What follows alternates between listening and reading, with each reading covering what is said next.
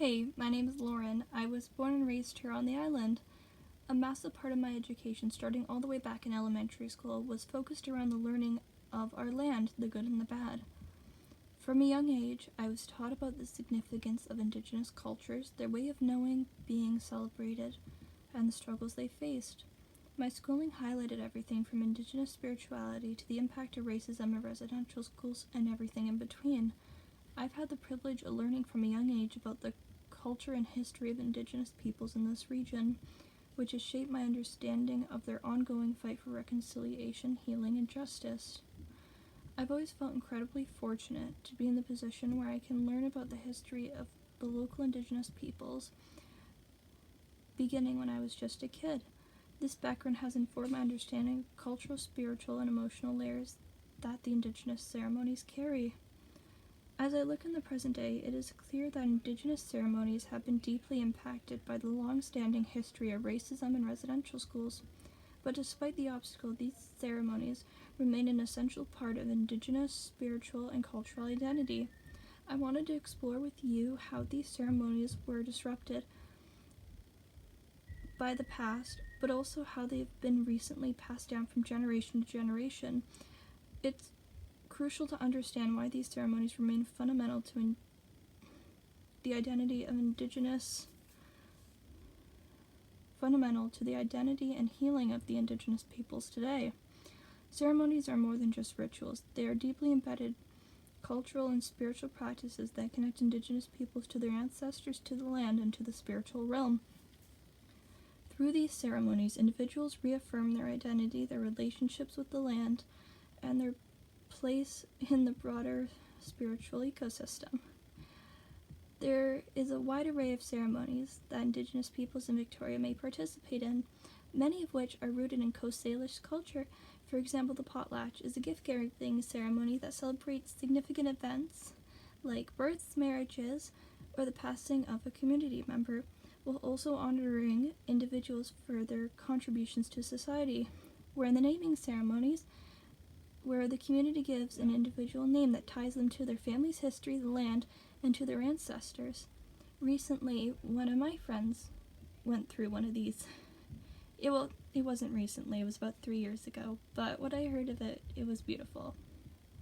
Healing ceremonies, too, have been practiced to restore balance, health, and spiritual well-being, not just physically, but emotionally and mentally, connecting people to the energy of the land and the spirit. These ceremonies are not isolated practices. They represent a profound expression of spirituality, affirming bond with the sacred, the land, and the ancestors. Through ceremonies, generations pass down their spiritual teachings, and the cultural continuity of Indigenous belief systems and practices that have existed for millennia is sustained.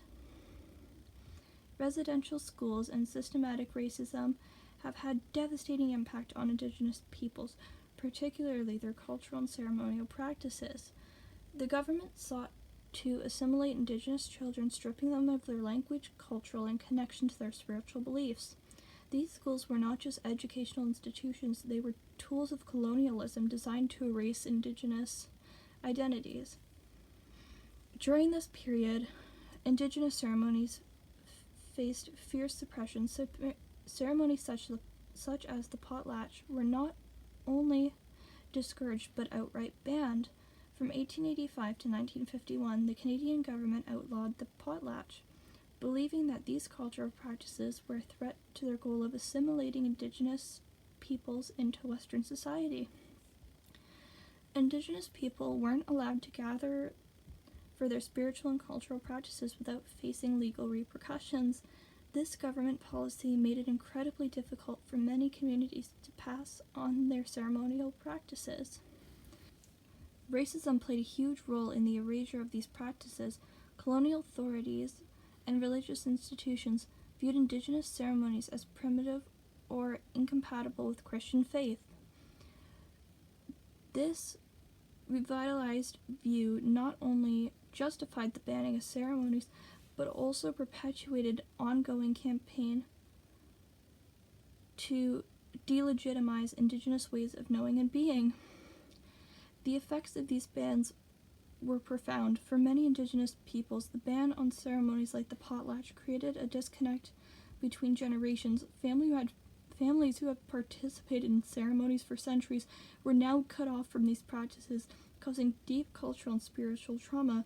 Loss of ceremony was not only loss of ritual, but loss of identity, connection, and community.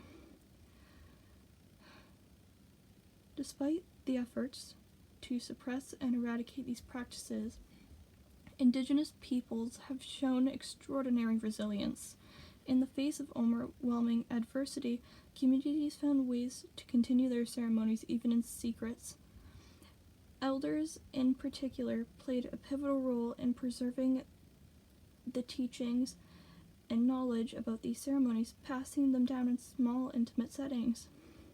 The resilience of these communities is a testament to their unwavering connection to their their ancestors, and their spirituality. Today, many of these ceremonies have been revitalized and reclaimed. They are now central to Indigenous life, not only as spiritual practices, but as a means of healing and reclaiming Indigenous identity. Ceremonies are no longer held in secret, but in the open, where they are celebrated by entire communities, connecting with the past and the present, ensuring future generations continue to uphold these sacred practices. Elders, once considered keepers of cultural and spiritual knowledge, continue to play a role in this revitalization. They are committed to ensuring that the younger generations have a chance to learn, participate, grow in the knowledge of their ceremonies and traditions. This knowledge transfer is essential for cultural survival. One of the most significant aspects of ceremonies is their power to heal. Ceremonies help reconnect individuals to their roots, providing them with the space for spiritual reflection, growth, and transformation. For many, ceremonies are a vital part of the healing journey, offering a way to overcome trauma and reconnect with their community culture. Beyond healing, ceremonies strengthen bonds within Indigenous communities and provide a shared sense of identity, a reminder that they are part of something much larger than themselves, a collective history that stretches back for generations. Ceremonies ensure that the teachings and wisdoms of their ancestors live on and remain an essential part of daily life. Importantly, ceremonies also serve as an act of resilience against the forces that have sought to erase Indigenous cultures. By continuing to participate in these ceremonies, Indigenous peoples are asserting their sovereignty, their identity, and their right to exist as distinct and proud peoples. Finally, ceremonies also play a cultural role in reconciliation, as they offer a platform for understanding and healing, not just within Indigenous communities, but between Indigenous and non-Indigenous peoples. By learning about these ceremonies, we can build a stronger, more respectful relationships and work towards a shared future built on mutual respect, understanding, and justice. While residential schools and racism did immense damage to Indigenous ceremonies, the resilience of Indigenous peoples have ensured that the practices continue to thrive. Ceremonies remain an essential part of the spiritual, cultural, and healing process for Indigenous peoples, helping to strengthen their community bonds and resist the forces sought to erase their culture. Through these ceremonies, Indigenous peoples not only reconnect with their ancestors, but also assert their sovereignty, heal from trauma, and continue to build stronger, more resilient communities for the future.